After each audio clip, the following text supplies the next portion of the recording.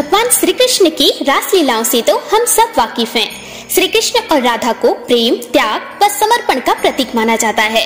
धरती लोक पर मनुष्य रूप में जन्मे राधा कृष्ण ने अनेकों लीलाएं रची और इन्हीं लीलाओं के आधार पर ही श्री कृष्ण के अनेकों नाम हुए। इसी प्रकार राधा जी को भी किशोरी नाम से जाना जाता है। किंतु क्या आप जानते हैं राधा जी को किशोरी जी क्यों बुलाया जाता है? आइए जानते हैं इसके पीछे की पौराणिक कथा। पौराणिक कथा के अनुसार ऋषि अष्टवक्र प्रकांड पंडित कोहड़ और माता सुजाता के पुत्र थे।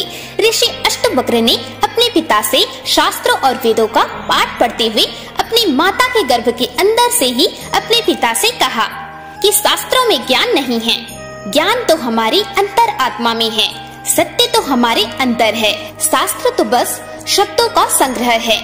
यह सुनकर ऋषि कोहड़ को बहुत गुस्सा आया और उन्होंने अपने ही पुत्र को श्राप दे दिया कि जो अभी गर्भ में है उसने मुझे ज्ञान में चुनौती दी है, इसके अंग टेढ़े होंगे। इसी कारण ऋषि अष्टवक्र 8 अंगों से टेढ़े थे।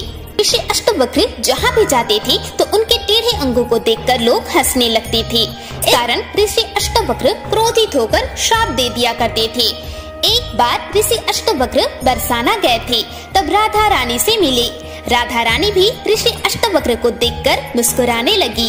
तब ऋषि अष्टवक्र ने क्रोध में राधा रानी को भी श्राप देना चाहा, लेकिन श्री कृष्ण ने ऋषि अष्टवक्र से अनुरोध किया कि एक बार राधा रानी से मुस्कुराने का कारण जाने।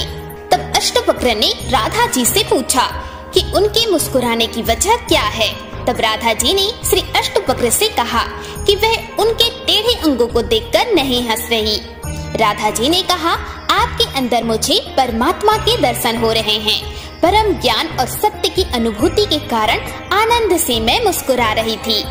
ऋषि अष्टवक्र राधा जी की बात से बहुत प्रसन्न हुए और उन्होंने राधा जी को आजीवन किशोरी रहने का वरदान दिया।